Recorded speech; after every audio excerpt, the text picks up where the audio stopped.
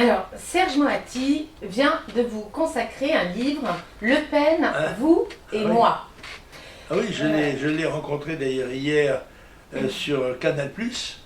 J'ai eu l'occasion de lui dire ce que je pensais d'un livre. Et en tout cas, il y a une chose qui est certaine, qui est démontrée par l'aventure Moati au Front National. Pendant 25 ans, ce monsieur qui se décrit comme un socialiste, juif et franc-maçon, a pu librement circuler dans tous nos meetings, nos réunions, y compris les plus intimes, avec des relations cordiales et même amicales, qui lui sont d'ailleurs vivement reprochées par ses amis politiques, ce qui le met dans une situation difficile, car il pourrait avoir le courage de les braver en disant « Écoutez, moi je vais vous dire ce que j'ai vu. Voilà, la vérité, c'est que le Front National n'est ni fasciste ni raciste.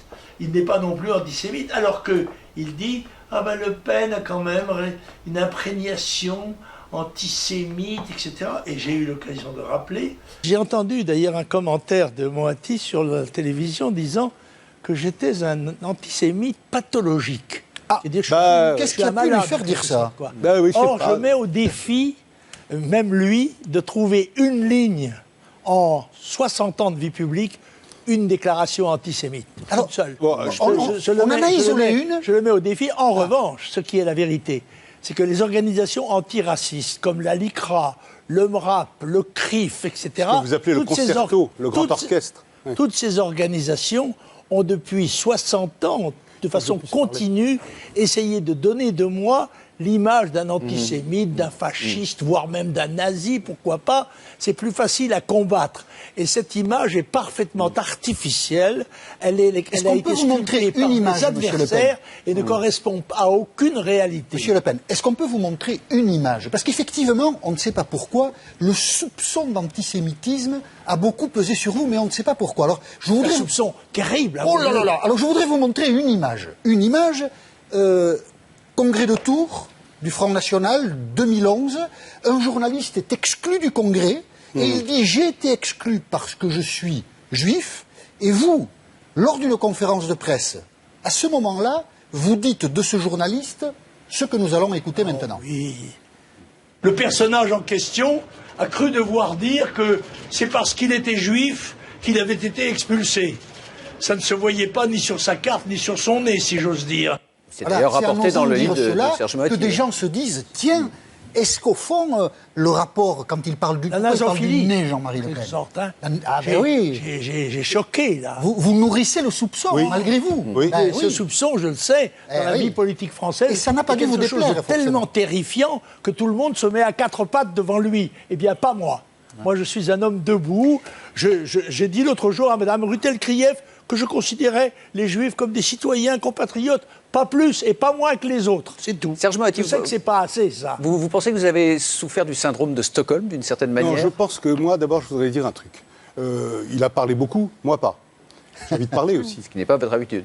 Non, mais j'ai envie de parler. Allez-y, en revanche. Oui, j'ai envie, et je vais continuer à écrire. Et je vais continuer à écrire, c'est mon métier, ainsi que de filmer. Ce soir, c'est la nouvelle an juive. C'est la fête. Après avoir vu Le Pen, là, je vais aller fêter... Rosh Hashanah. Rosh Hashanah. Je vais aller fêter ça en famille, etc. Et ce soir, il y a beaucoup d'hommes et de femmes qui ne seront pas là autour de la table familiale. Beaucoup. 6 millions de personnes qui ne sont pas là. 6 millions de personnes pour qui, c'est affreux à dire, qui ont été des points de détail pour Le Pen. Non. Parmi ces 6 millions de personnes, si, non. Je continue. Non, vous n'allez pas m'arrêter, je continue. Les chambres à gaz. Ne mélangeons pas tout. Mais je dédie ce livre à mon père qui fut un point de détail. C'est pour moi très important. Et j'ai envie ce soir de penser à eux. Donc, quand on dit ça, point de détail, Jean-Marie Le Pen, on ne dit pas ça comme ça. Il y a quelques présomptions d'antisémitisme quand même. Oui, non. Bon, bah oui, non. Et vous savez que je vous écoute parler tous les deux, mais pour moi, le mystère reste entier. Parce je veux que simplement dire une chose, c'est que le père de Moati, tant mieux pour lui, est revenu vivant de la guerre, pas le mien. Le mien est mort pour la France. Et d'ailleurs, M. Moati a suggéré qu'à 14 ans, j'avais impressionné le tribunal civil pour lui faire dire que j'étais pupille de la nation. Ce qui est évidemment dérisoire. Ce qu'il ne dit pas, c'est qu'à 14 ans, j'étais un vrai résistant, puisque mon père ayant un fusil Lebel et un pistolet dans son grenier, c'est moi qui en ai eu la charge à sa mort. J'avais 14 ans. Je vous rappelle qu'en zone interdite, sur la côte bretonne, ça valait 12 balles dans la peau si on était pris. Bon, bref, il me quitte en me disant adieu. Adieu Le Pen.